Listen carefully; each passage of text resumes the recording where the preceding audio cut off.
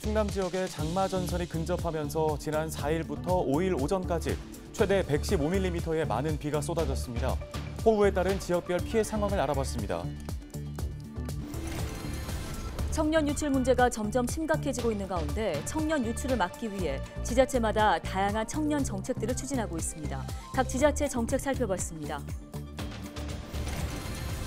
홍성에서 50대 여성이 몰던 승용차가 식당으로 돌진하는 사고가 발생했습니다. 운전자는 심정지 상태로 병원으로 이송된 것으로 전해졌습니다.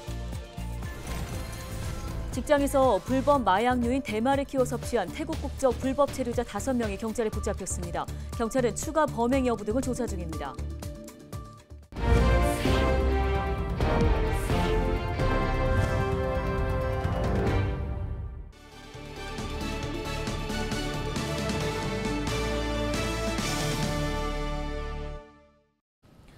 여러분 안녕하십니까? 헬로티비 뉴스입니다. 네, 기상청이 지난 4일부터 5일 오전까지 충남 지역에 많은 양의 비가 내릴 것으로 전망했습니다.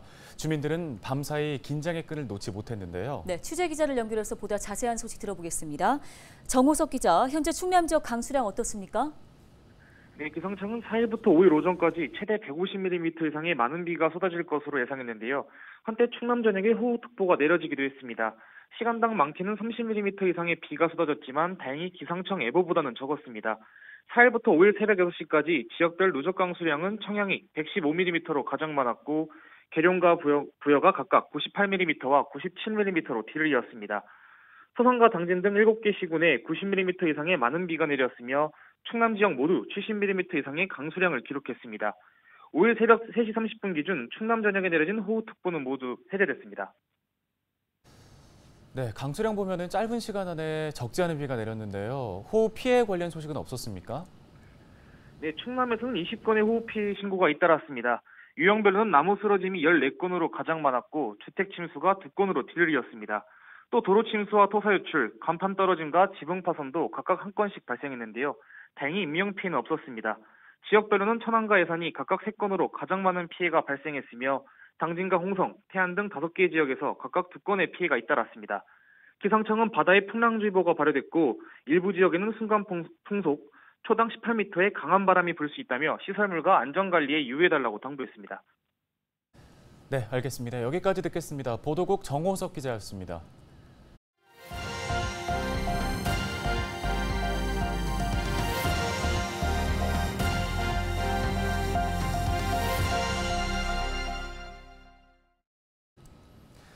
네, 요즘 지역의 청년 유출 문제 심각하죠. 우리나라 제2의 도시라고 하는 부산에서도 네. 매년 만여 명의 청년들이 유출되고 있다고 합니다. 태어나서 자란 곳에서 일도 하고 정착을 하고 싶지만 사실은 요즘 세상에서는 쉽지는 않은 것 같아요. 네, 그렇습니다. 상황이 이렇다 보니 지자체마다 청년들이 유출되지 않도록 또 수도권으로 간 청년들이 지역으로 다시 돌아올 수 있도록 다양한 청년 지원 정책들을 내놓고 있는데요. 차선영 기자가 자세히 전해드립니다. 자연스럽게 대기업이나 다른 공기업에 취업을 해가지고 그 지역으로 이사를 가서 터를 잡은 친구들도 있고 혹은 부산에 그런 기업이 있다면 이제 다시 오고 싶어 하는 친구들도 있습니다. 더 나은 곳, 예를 들면 미래를 보장받을 수 있는 곳으로 무언가로 나아가는 형태가 청년들이 현재 상황에서 취할 수 있는 합리적인 선택이라고 보거든요. 뭔가를 해볼 수 있는 곳이 멀지 않은 곳에 있으면 좋겠다는 생각은 해요. 부산 청년 인구는 지난해 65만여 명, 2040년이 되면 청년 인구가 40만 명 수준으로 주저앉을 것이라는 암울한 전망도 나왔습니다. 부산시가 부산의 청년이 유입되는 도시로 대전환하겠다고 선언한 이유입니다. 시는 지역 균형 발전 차원으로 접근해 지역이 주도해 청년 유출 문제를 해결하겠다고 밝혔습니다. 매년 500명의 청년을 선발해 2년간 총 3천만 원을 지원하는 청년 성장 도약 프로젝트를 신설하고 일자리 문제 해결을 위해 공공기관 유치에 힘을 쏟을 계획입니다. 또 청년을 대상으로 하는 구직활동, 주택 특별 공급 등 지원 범위를 늘리기 위해 청년 나이를 기존 34살까지 해서 39살까지로 확대했습니다. 청년들이 원하는 일자리 또 그 정주 여건, 교육, 문화 이런 여건들을 함께 갖춘다면 제 목표는 내년쯤 되면은 청년 인구 유출과 유입이 좀 비슷한 수준에서 이제 멈출 수 있지 않을까 하는 기대를 갖고 있고요. 지자체별로 청년들의 정주 환경을 개선하는 정책도 앞다퉈 내놓고 있습니다. 경북 영천시에서는 청년층 주거비 부담 완화를 위해 무주택 청년들의 월세를 1년에 최대 240만 원까지 지원하기로 했습니다. 경남 의령군에서는 지역의 빈집을 고쳐 청년들에게 반값에 임대하고 있습니다. 1년 이상 방치된 빈집에 최대 2천만 원의 수리비를 지원하고 최대 4년 동안 시세 반값으로 청년들에게 집을 공급하는 사업입니다. 일자리와 주거, 문화, 복지 등 어느 하나 소홀히 할 수 없는 상황에서 지자체마다 지역의 미래를 이끌 청년층을 잡기 위한 정책적 노력이 이어지고 있습니다. 헬로티비 뉴스 차선영입니다. 다음 소식입니다. 홍성에서 승용차가 식당으로 돌진하는 사고가 발생했습니다. 지난 4일 저녁 7시 30분쯤 홍성군 홍성읍의 한 도로에서 50대 여성이 몰던 승용차가 식당으로 돌진했습니다. 이 사고로 운전자가 심정지 상태로 병원으로 이송됐습니다.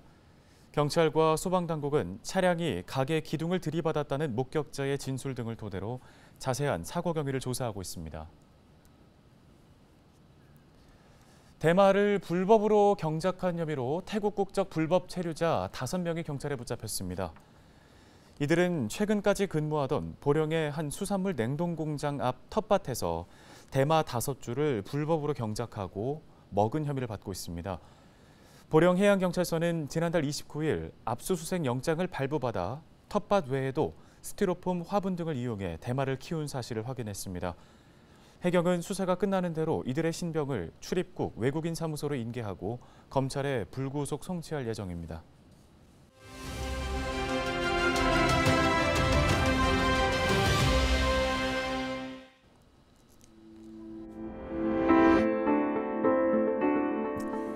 정부가 연일 사교육비 절감 대책을 내놓고 있습니다. 이런 가운데 소득 수준이 높은 사람이 사교육비도 더 많이 쓴 것으로 나타났습니다. 학원비도 이른바 부익부, 빈익빈 현상이 나타난 건데요. 국내 한 카드사의 분석 결과 회원들의 1인당 학원비는 소득 수준과 상관없이 4년 전보다 늘어났습니다. 눈길이 가는 건 증가율입니다. 올해 2분기 기준 소득 상위 20%의 인당 학원비는 지난 2019년 대비 30% 가까이가 늘어난 것으로 나타났습니다. 반면 소득 수준이 낮을수록 학원비의 지출은 상대적으로 더 낮은 증가율을 보였습니다. 교육부에 따르면 지난해 6월 기준 유아 영어 학원 745곳 중 400여 곳의 학원비가 월 100만 원 이상이었고요. 무려 200만 원이 넘는 곳도 34곳이나 됐습니다. 소득 수준이 높을수록 사교육비 지출도 더 커진 상황입니다. 개천에서 용나도록 하겠다는 우리 정부의 대책, 과연 효과를 거둘 수 있을까요? 데일리 브리핑이었습니다.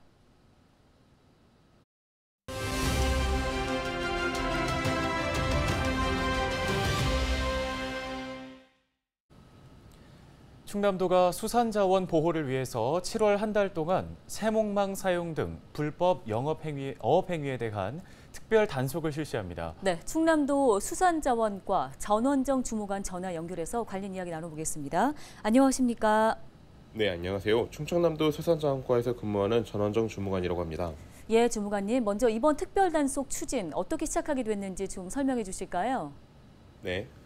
충남도는 어업질서 확립과 수산자원 보호를 위해 이달 한 달 동안 세목망 사용 등 불법 어업 행위에 대한 특별 단속을 실시합니다. 이번 특별 단속은 도와 시군, 서해어업관리단, 해양경찰 등과 합동으로 추진합니다. 세목망은 멸치 등 작은 물고기 포획을 목적으로 선망어업과 안강망어업 등에서 사용하는 그물이지만 허용 어종뿐만 아니라 다른 어종의 치어 및 미성어까지 싹쓸이해 수산자원 고갈의 원인이 되고 있습니다. 네, 단속은 어떻게 이루어지는 겁니까? 네, 단속은 주간뿐만 아니라 야간 및 새벽 등 취약 시간대에도 진행할 계획입니다. 중점 단속 대상으로는 세목망 사용, 조업 금지 기간 위반, 허가받은 구역 이탈 등이며 주요 단속 구역은 선망, 안강망 어업의 주 조업 구역인 경렬 비열도부터 외연도 인근 해역과 천수만 등 서야한 이론입니다. 네, 끝으로 어업인들에게 당부하고 싶은 말씀 있을까요? 세목망 사용은 어린 물고기 남획으로 인한 연근의 수산자원 감소를 불러오는 만큼 지속 가능한 수산업 영위를 위해서는 모든 어업인의 준법 조업 참여가 절실합니다. 충청남도는 준법 조업을 하는 어업인과 함께 수산자원 보호를 위해 앞장서는 동시에 불법 어업 행위에 대해서는 강력하게 대처해 나갈 계획입니다. 네, 알겠습니다. 오늘 말씀은 여기까지 듣겠습니다. 충남도 수산자원과 전원정 주무관이었습니다.